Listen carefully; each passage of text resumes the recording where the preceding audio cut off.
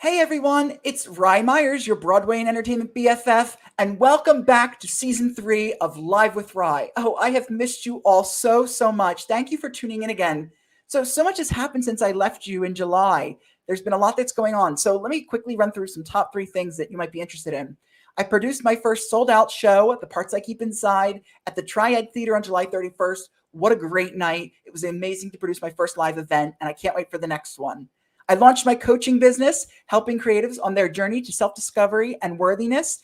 And I've been helping them to develop projects, brands, and their websites. It's been really exciting. If you want to work with me, shoot me a DM and let's connect.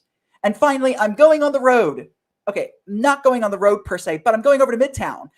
Super excited to bring you Live with Rye and Friends on Broadway, starting September 23rd at 7:30 p.m. at Bar 9 in Hell's Kitchen.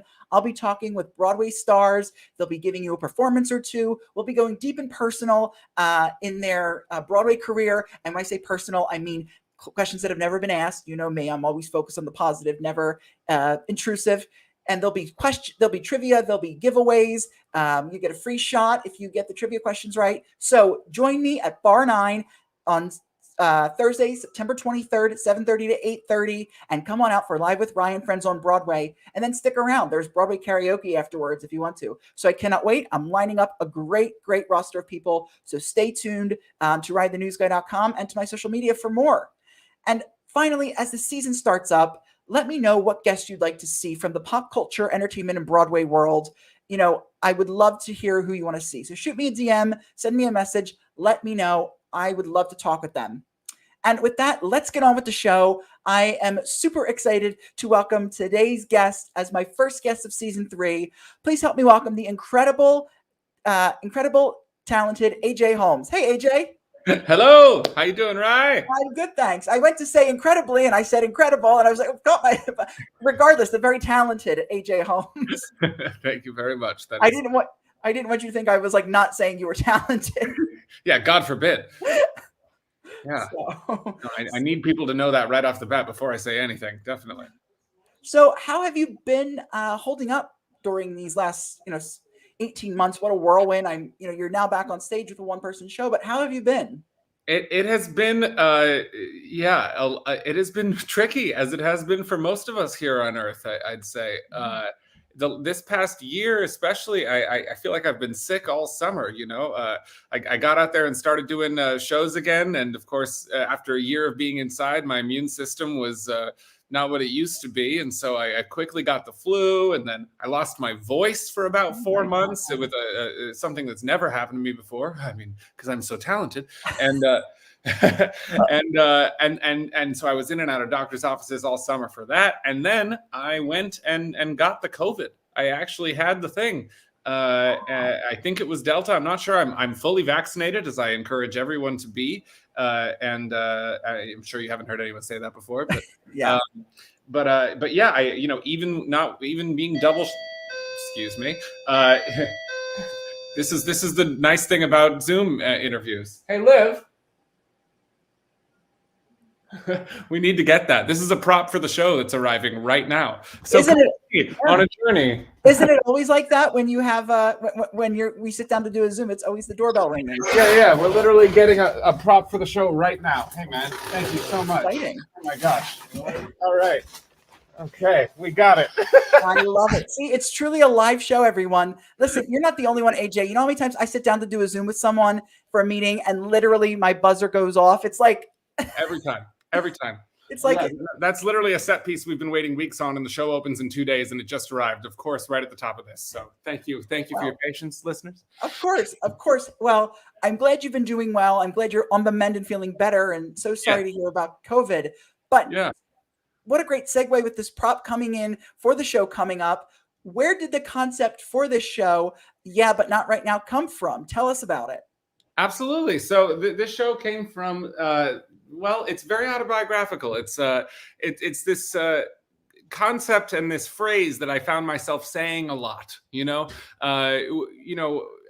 Being on tour as I was for most of my 20s in the Book of Mormon, is a great way to have an extended adolescence. You know, you never really have to grow up. You never have to take care of a home. You're always moving from hotel to hotel. They say, wear this. They say, stand here. They say this. You can kind of just show up and clock out, and everything keeps ticking along as normal. And I felt like, well, here I am. I'm a successful actor. I'm doing my dreams, but I wasn't really developing as a person, you know, at all for many, many years.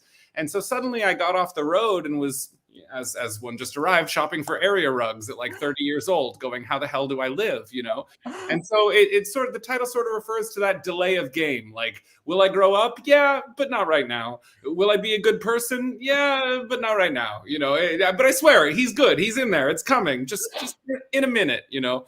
So it's really, the show is an exploration of just how far one man can deflect from his own feelings. I love that. What a clever, catchy title. Thank you. Yeah.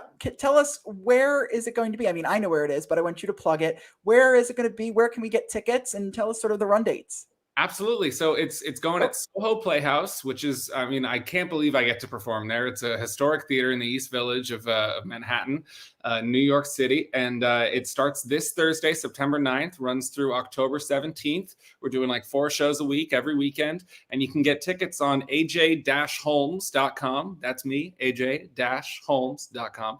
There's no dash in my name, but there is in the website. And oh, hey, look at that. Rye's got it up on the banner. Yes, say it again. There you go. aj-holmes.com. And yeah, you can get tickets right there. We got also a cast of rotating openers. So if you come multiple times, you're going to see a different opening act every single time. And we've got really great people on the docket. This weekend, we've got Dylan Adler, Tom McGovern, and Erica Henningsen is doing one. Brittany Coleman is opening. Oh my God. On the run, we'll have Taylor Tomlinson opening up, which is pretty ridiculous. So yeah, we got some really good people. So if you come, you might see someone, you know, you'll definitely see someone new every time. And I'm honored that a few of these people are taking the time to open for me. Like, it feels ridiculous, you know, like I should be opening for them if I was lucky. So it's very cool. Well, you deserve it. You certainly deserve it. And that's really exciting that they're opening for you. And, you know, who knows? If for those of you watching, if you go one of those nights, you may see one of those people. And just to confirm, it's the So-Ho Playhouse. You would cut out a little bit in the beginning, but I just, so people know, it's So-Ho Playhouse. You'd come in and it said like Playhouse West Village. I just wanted people to catch that. So they knew So-Ho Playhouse. Real quick, we have somebody here who wants to know, can you tell us what's in the box? Jack Perry asked. The one that just arrived? Hello, yes. Jack. Yes, no. So this what just arrived is a rug that we're going to use. It's a circular rug. It's enormous, and we're going to put my set on it. So hopefully it'll look nice. It'll look nice. Oh, thank you, Emily. Thank you so much. Emily says you're so clever. Just wanted to share some of those exciting fan remarks. So I understand also too that this is a musical, right? And so are all the songs original, or are they covers of other songs? They're all original songs written and performed by me. We've got about half a dozen instruments on stage, and I'm playing them all. So yeah, we're billing it as a one-man musical, and I'm the man, and this is the show. And yeah, so, you know, I basically grew up in a musical. My dad played piano, my mom would sing. So you know, every time there was any tension in my house at all, my dad would start playing piano, and before too long, my mom would come down the stairs and start singing, and they'd work out all their problems like this, you know. I mean, for years, I told that like a sweet, charming story, and now it just sounds like two people who really need to learn how to talk to each other, you know. But it's lovely. It's my own way of processing my feelings. So that's what I do for about an hour 15. Yeah. Well, it's healing. Music is healing, and so you know, so is acting. So that's wonderful. Yeah, definitely. No, it's fun to do. Yeah. Yeah. So I have a question. Tell me about this legal first name change to Broadway's AJ Holmes. I was reading in the press release that I don't know if it was a joke or if it's true that you legally changed your first name to Broadway's. Do tell. Yes, no one knows really if it's a joke or if it's real at this point. It's caught on like wildfire, but please hold your applause. But yes, it is true. I legally changed my first name to Broadway's. Of course, it's not actually true. It's just comically true. But that counts as far as I'm concerned, you know. I love it. The joke being, of course, that I was only ever really on Broadway for about 4 weeks in 2014. So so I don't know what right I have to that, but I'm going to run with it as far as it'll take me. Oh, run with it far and wide. I love it. Soak it up. Broadway's AJ Thank you. Yes, please, we have to move on. What are you most looking forward to in returning back to live performance here in New York? Oh God, I mean, there's nothing like it. It's really the only thing that gets me going. It's been really nice setting up and doing a lot more recordings and getting the Zoom thing going, and obviously I clearly still haven't gotten it all that well set up, but there's nothing to me like live performing. You know, I feel like I have a spidey sense where I can tell people's reactions, and I can understand how they're watching it, and I can sort of get ahead of the curve a little bit. And when I get put in a room by myself, it's like I'm missing one of my senses. You know, I'm that sounds a bit pretentious, and I am, but it really does feel like that for me. You know, there's an intangible thing that you feel in the room when you're performing that is just like my drug, and being away from it for so long really did a head trip on me. So I mean, we did a run for maybe did I lose you? No, I'm here. We did a run for maybe like 10 people last night, and even just that was really overwhelming to remember what that feeling is like. Yeah, so I'm just very excited. I can't believe I get to do it for 6 weeks, and I get to just have a residency in my favorite city in the universe. You know, I've been dreaming about this moment ever since I was a kid. So I'm thrilled. Yeah. Oh, and I'm so thrilled for you. Is there something you hope that the audience will take away from this show after watching it? Absolutely. You know, the show is very silly, you know, uniformly. You know, we make a few points, but overall it's really it's positive and has a lot of distractions, and a lot of it is me distracting myself from the truth at hand.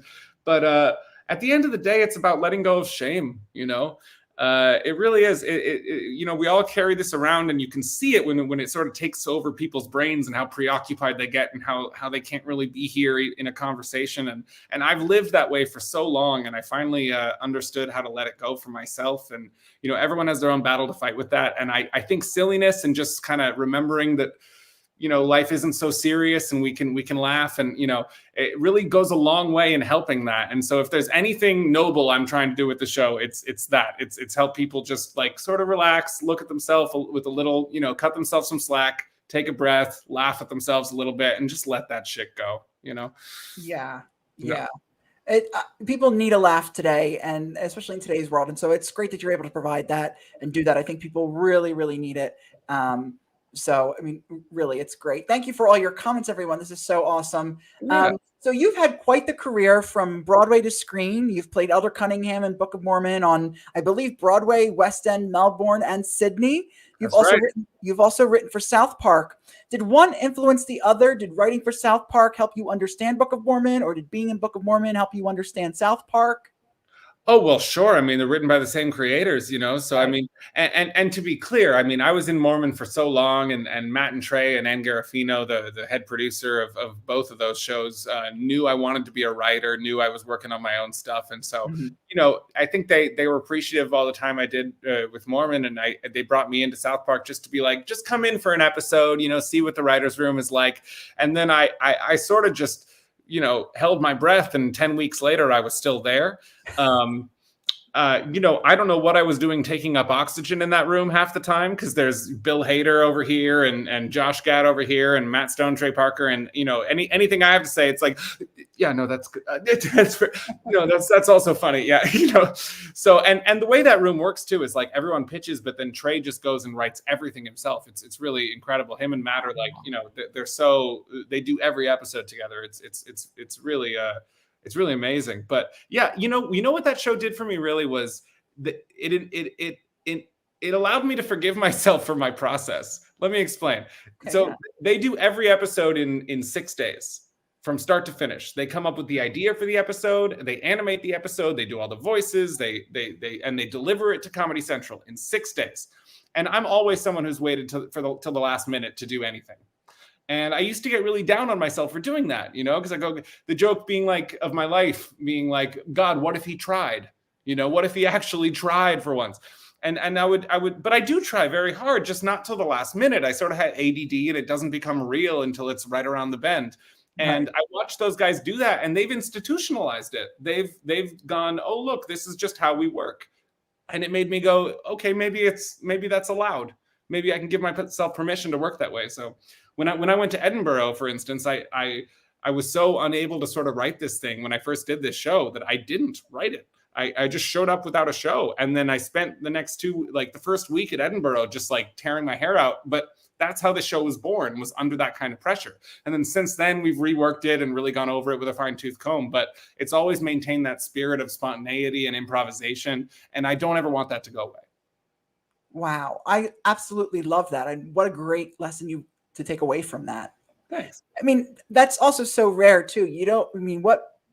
Not a lot of people can say they've got to, be a part of the South Park or be a part of the South Park creation process or any really hit animation, funny animation show like that. So that's something really special too. I'm sure that you cherish. Oh my gosh, I'm thrilled I got to be a part of that. It's truly I geek out on it all the time. So have you counted how many years total were you with Book of Mormon? If you were Broadway, West End, Melbourne, and Sydney, do you know? Yeah, I was with Mormon for 5.5 years total. Wow. Yeah. It dominated my 20s. Yeah. That's great. Wow, that is awesome. I can't wait for that show to come back. I'm looking forward to it. Me too. So let's talk a bit about Starkid Productions. I know about 10 years ago, it was created and you did a Harry Potter musical and put it on YouTube, and the rest is history, obviously, as we know. As one of the co-founding members, did you have any idea that it would be as big as it is today and be what, Starkid Productions and a Harry Potter musical is today, the phenomenon that it is? Not in the slightest. I mean, this has been said many times by Starkid people, but I mean, it is just completely true. Like the thing I was blown away by when that show opened, when the first Harry Potter musical opened, was, wow, there are lines around the Walgreen Drama Center of North Campus at the University of Michigan. They have a long line to get in. Like, we're selling out this show at Michigan, which meant 100 people a night, and that was making it big for us, right? Yeah. Like, we actually managed to succeed and put on a student show, and that was popular. And so we were taking videos of the lines and stuff, and that was before any of the internet people found out, Yeah. And cut to 9 million views later, we were just like scrolling through comments for weeks, just like, what the heck, But it's an incredible, the community of that fan base that has stuck with us over the last decade is just amazing. I mean, they're on the stream right now. Hello, yes. The support I feel from them is like nothing else. I did Book of Mormon for 5.5 years, as I said. Still, the thing most people come up to me and say, even if they've just seen Mormon, the people that are most excited to meet me, the thing that most people want to talk to me about is, oh God, you played the piano in a Harry Potter musical, like I'll never beat it. And I'm okay with it. Cause it's how cool to get to be a part of something that people love so much, especially like, the things you love when you're like, a lot of Starkid fans are like, when they first find it, they're like between like 13 and 18, and like the things you find at that age are like so precious to you forever, and the idea that I could help be a part of something for other people in that moment in their life is the coolest thing. Yeah. Oh, I bet, especially so young too. I mean, I'm sure, were you shocked that the fan base was so young, or does it not surprise you with, just how the content and sort of what the gravitas towards it? I mean, it is some pretty adult humor, but I mean, kids are freaks. I think these days, especially, I think, when we first did it, it made sense because like Harry Potter fans were around that age. And so there's a big cross section of like, turns out Harry Potter fans really like musicals. And this was just a match made in heaven. But what's really surprising me these days is how many Starkids are now in their late 20s, 30s, even 40s, and still are Starkid fans, still go to the shows, still rep the merch, still like are either nostalgically fan about it or just full on still in it, and yet still new younger people are still finding it, so we keep waiting for it to turn the corner and sort of fade into obscurity. And like, despite our best efforts, it continues breathing. I don't think that's going to happen, my friend, at least not for, maybe not in our lifetime. I bet it's going to be around for quite some time. Hey, legacy, man. All right. Exactly. Let's do it. Speaking of merch, we have somebody asked, Katie has asked, do you have any merch for your show coming up? Oh yeah, we sure do. In fact, I can show you one right now, but we had one mug that broke, so we didn't take it to the theater, but I can show you the design on it anyway. Sure. We got these mugs, and you see there I am. That's so cool. And it says, "Please Wake Up," which is one of the songs in the show. I love that. And then when you go around to this, it says, Yeah, but not right now.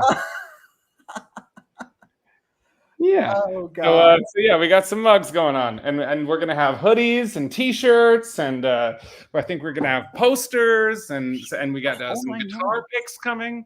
So yeah, it's my first time ever having merch, so I'm It's thrilled. Like the amazing. designs are so cool. Caitlin Cook did some awesome work designing it, and yeah, I'm super excited to have merch in general. You know. Yeah, I bet that you got the whole song and dance there. That's great. I mean, I'm that's having trouble not like stealing the sweatshirts for myself. Like they have to be like, no, we're selling these. These aren't for you. You know, well, get you back need on them. stage. You need them to promote. You can say, "I'm taking a sweatshirt to promote." You know, Yeah, you gotta. I tried that one. I tried that. I didn't buy it. Yeah. So, what advice can you give to those who want to start a production company or develop new work? You know, Starkid Productions has a lot of projects, and how can someone sort of grow to that level?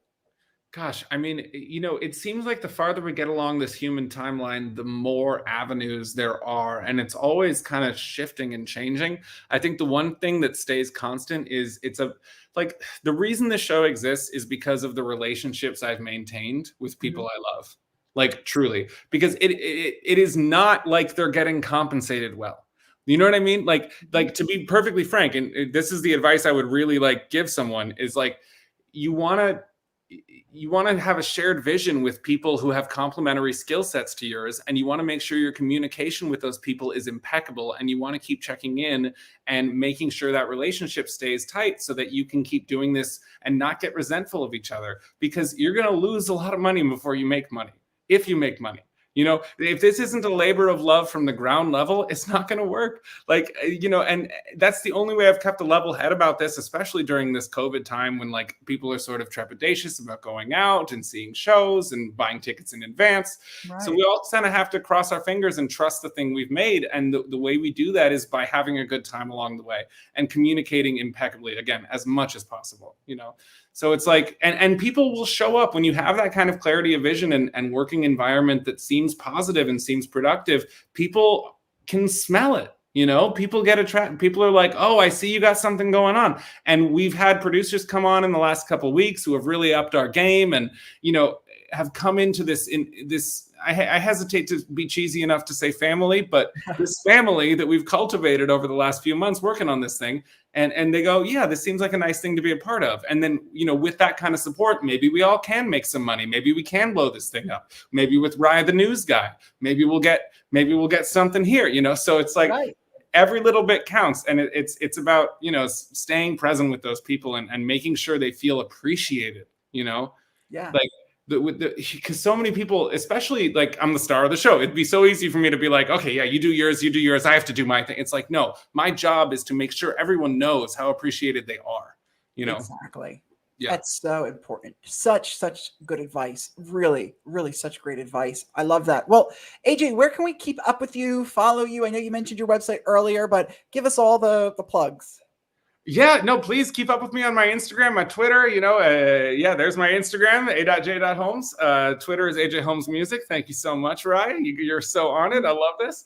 Website again, AJ-Holmes. I'm sure you got that too. All right, All 3 for programmed up. 3. Come on now. This is why I do this platform, because it's so fun to surprise people like this. Yeah, I love it. I love it. Yeah, I'll be posting up a storm, and we'll be announcing openers as we go, and posting videos from backstage, and you know, keeping you posted on all that. But yeah, please come. The best way to keep up is to come to the So-Ho Playhouse starting this Thursday every weekend for the next 6 weeks, and come say hi. I love that. Well, for those of you watching, if you want to keep up with me, you can also follow me on Instagram and Twitter at Rye_Myers. I also just created TikTok, which is interesting. Follow me on Facebook as well at Rye_Myers. And hey, do me a huge favor, subscribe to this YouTube channel so you never miss an episode of Live with Rye. I got a lot of exciting guests coming up. And head to riethenewsguy.com/donate as well if you'd like to give a little something. And as I said at the top of the show, starting September 23rd, join me in person for Live with Rye and Friends on Broadway at Bar 9 in Hell's Kitchen from 7:30 to 8:30, chatting with some of Broadway's best. There'll be performances, trivia, maybe some giveaways, audience Q&A. So I'll see you there. AJ, thank you so much for joining me today. I really appreciate you taking the time to chat with me. Thank you, Rye. I appreciate it. Awesome. That was great. Great. That was great. Awesome. Super Oh, fun. yeah. Thank you so much. thank you for doing this. Thanks for taking the time. I know you're busy, and I really appreciate it. And really worked out great. I'm thrilled you could be my first guest for season 3. So I love that. Yeah, thanks for doing it live with me. I'm sorry the scheduling has been hard to lock down with me getting COVID and all that, but no, all good, all good, yeah. Cool, all man. good. Well, Awesome. Yeah, that was super fun. You're a great interviewer. I will tune in myself. This is a fun show. Amazing. I love it. Hold on real quick. Let's just make sure this ends. It says, usually just ends. It says, oh, okay. Trying to end broadcast. Are we still live? It says an error occurred. Wait a moment, then try again. Wait a second. Are we still live? We are. Are we still live? Yes, yes. Is it still happening? This usually it just ends. I don't know what's going on. Season 3 is off to a great start. Right. Anyway, well, end broadcast. I think I'll have to just X out, and hopefully this saves. But thank you everyone so much for watching. I really appreciate it, and have a great night. Bye-bye. Bye-bye.